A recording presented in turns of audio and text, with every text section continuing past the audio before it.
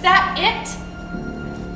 Well, that's all I can afford this time, all right? I mean, we'll keep this and we'll split all this up and sell it. All right? Okay. Yeah, That's what we're gonna have to do. Yeah. Yeah. Okay. Okay. Give me some of that. Sheriff's Department! Sheriff's Office! Get down! Get down now! Get down! Mom, what's happening? Hands behind your back!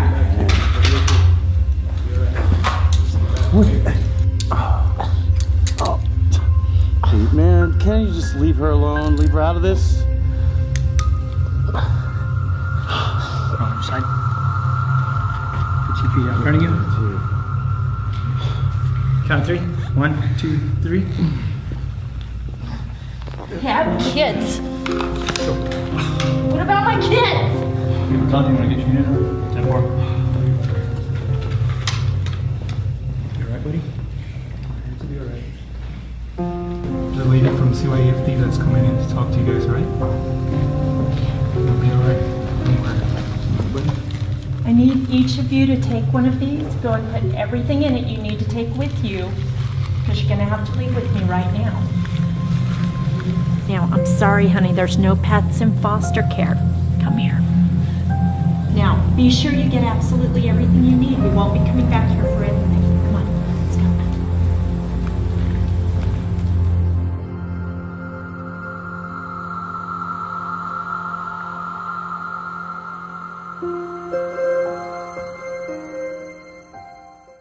Hi, I'm Barbara, and I'm a C.A.S.A volunteer, and C.A.S.A stands for Court Appointed Special Advocate, and we're the voice for children who have been removed from their homes due to abuse and neglect.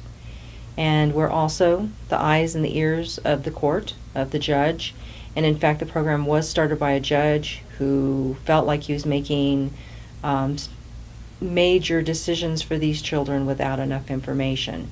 He looked around the courtroom and he realized that there was not one person in the courtroom who was advocating only for the child. And so he went out in his community and asked for volunteers, and I think his first meeting, they had 50 people there, and they all volunteered to follow the cases, get to know the children personally, and make recommendations to the court. And that's how C.A.S.A got started. Well, there's a myriad of reasons why children are removed from their homes, mainly because it's not safe for them at that time. That could be due to being physically abused, sexually abused, or it could be just neglect because the parents are doing drugs or they're just not capable of parenting the way that they should. It's never anything that the child has done. It's always the circumstances that the child's in. And so basically they're removed from the home because it's not safe. Mm-hmm. And they're put into protective custodies so that some decision can be made about where they can go that is safe. Mm-hmm. Or if the parents are capable of, learning what it takes to make their children safe and how to be a better parent.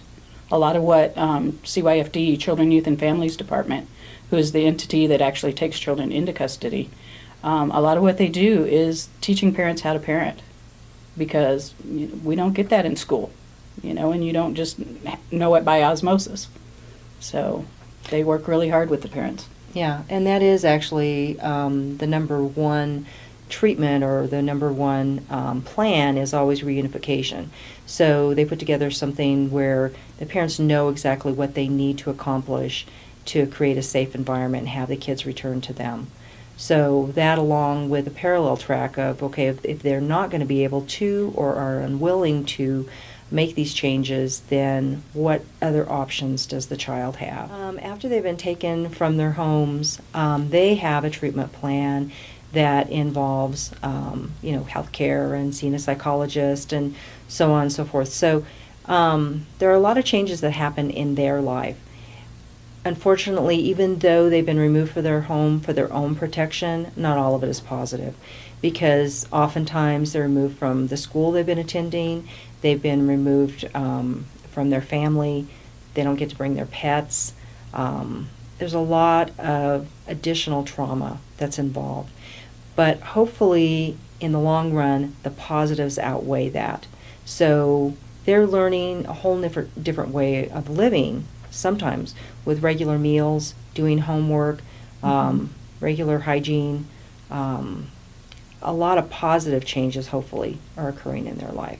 We usually try to have the first interaction with the children be in the foster home, and that's because they're already there, they feel comfortable there, and it's not like a really forced interaction. Sometimes our first interaction with the children is during a family-centered meeting where everyone involved, the social workers, the attorneys, people like that are there, and their parents are there. And so it's usually difficult when we interact with the children and the parents, just because the parents a lot of times resent everyone in the procedure, and I don't know, it's just more difficult, I think. Yeah, definitely. Although every situation is different. So some of the parents are more receptive Right. to this than others. And we also, towards the end of the case, you're going to have a trial home visits where the kids are back with the parents, hopefully. And in that case, you are visiting with the parents and the children at the same time. These children each have an individualized treatment plan, so it's very early on their needs are distinguished from, say, some other child or even their own sibling. So Children, Youth, and Families Department makes a really good effort into determining what each child needs and seeing that they get that. Many of these kids are delayed developmentally, so they may get extra help, physical therapy, occupational therapy. More often than not, there's psychological therapy involved. A lot of kids will get tutoring, anything that they need. CYFD is there and prepared to provide that. And should they miss something, that's where the C.A.S.A steps in, and we notice and we'll bring that to their attention and make sure that these kids get what they need. Well, change is always varied by the individual, but you will see mostly positive changes with these children. And, you know, it's our hope that during that time they're positive changes. Kids who have been shy or withdrawn before hopefully will come out of their shells. Children with behavioral issues will hopefully get to the root of those issues through therapy or, you know, just having a stable environment and kind of blossom. You see a lot of kids who have been failure to thrive that are really, really small for their sizes. Once they get in a stable environment, they start to grow like crazy. You'll see some kids grow 3 or 4 inches in a year, which is amazing.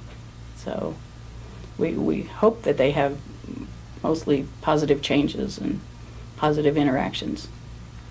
A lot of the kids, you see them becoming really children for the first time because they have been taking care of themselves and taking care of the siblings.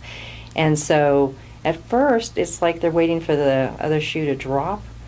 And the more things remain stable, the more they change. And so when you first see them, you know, they never smile and they're afraid to answer questions. And then all of a sudden, you know, they're very verbal and you come to the house and they're out playing basketball and skateboarding and things that they would not have done before. So for the most part, it's a very positive change. And the report cards reflect that as well. Right, and with the younger children, a lot of times you'll find children coming into care that are really, really behind developmentally. Most of the kids will be 6 months to a year behind. And, you know, in the younger kids, that may present as not being able to walk at a year old or 2 years old. And so they really, really catch up developmentally and meet their milestones and things for the first time. Yep, C.A.S.A's involved. The cases are usually resolved more quickly. So a safe and permanent home for that child where they will be happy and thrive is found more quickly than if C.A.S.A was not involved.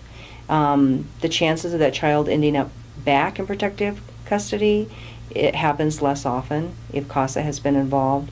If C.A.S.A was involved, it's more likely the child will end up graduating from high school. It's less likely that the child will end up being homeless after they've aged out of the program. It's more likely that the child will become self-sufficient as an adult if C.A.S.A has been involved. So there's some pretty amazing statistics that show that C.A.S.A is truly effective long-term. C.A.S.A is basically the voice of the child and the eyes and the ears of the court. So first we meet the child, we interact with the child, we get to know the child, but we're also reading through all of the reports, all of the evaluations. We meet and keep in contact with everybody else that's involved in the case. So that involves the attorneys, the social workers, the psychologists, the doctors, the teachers, everyone that's involved in the case we interact with. And that way we can present all of that with a recommendation to the judge. Yeah, I would say also that a great deal of what we do is oversight. Pretty much everyone else involved in the system has multiple cases, like Barbara said before, and this is usually our only case. So, say the CYFD worker may be a little overwhelmed. They may have 30 cases or something, and they may miss something, but we're there to be the oversight, and we can pick up on that and get the kids the things that they need. Rewarding. Because you can see that you really have helped make a difference.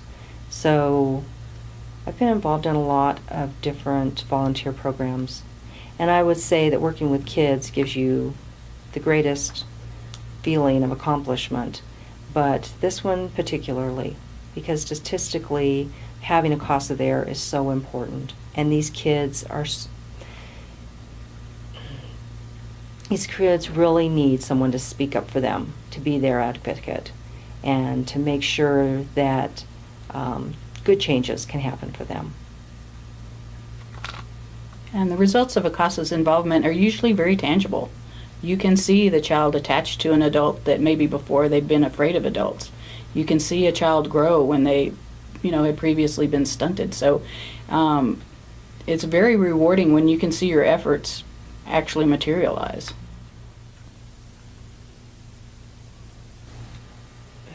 So far, I think the greatest reward is I've been happy and with the decision of the judge in the end. I felt like the final decision was in the best interest of the child. So that makes you feel good, and it makes all those little battles that you went through during the process well worth it. So I would say that would be the greatest reward, is knowing that these kids are in a much better place now than when they were taken out of their homes originally. Even if they're back in the same home, it isn't the same home. Changes have taken place. Right. So, Positive changes. positive changes. Qualifications are really quite easy. You have to be over 21 years old, no criminal history. You have to really care about children. You don't necessarily have to have had any experience with children previously, but the main thing is that you're committed to wanting to make a difference in someone's life. We ask that each new C.A.S.A volunteer agree to stay at least a year, because all of these cases last at least a year, unfortunately. What was the rest of the question? Well, I think the basic requirements, we had to have a 30, so we had 30 hours of training, and then once you've gone through your training and you've actually been sworn in by the judge, you have to have continued training each year. So we have an additional 12 hours. And one of the things that they have each year that I've been very impressed with is they have a law conference, children law conference in January. And we're actually there with the attorneys and the social workers and the judges, and we're all getting the same training, and we're all listening to the same stuff.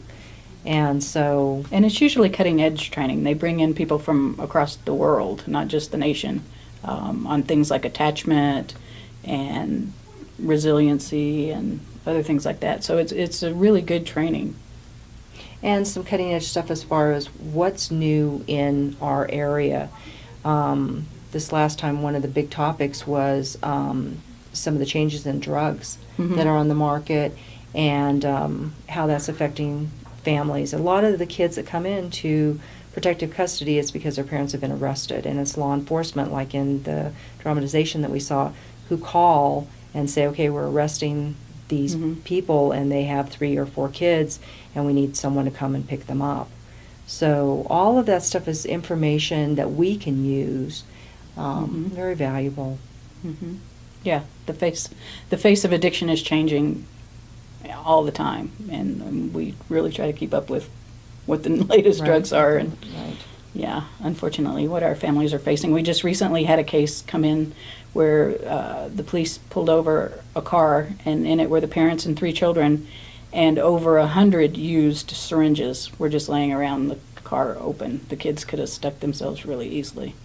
So things like that, you know, it's kind of disturbing. And also sandoval.org. You can also come visit us here at the office, 4011 Barber Loop, Southeast in Rio Rancho. We'd love to have you volunteer. You can also, if you don't feel like you have the time or not particularly leaning that way towards being a volunteer, you can certainly send money. Money's always good. We can use money. Always good. Everything that we do, the volunteers, the money, it goes directly to support the kids, to be the voice for the kids. So it's all about the children.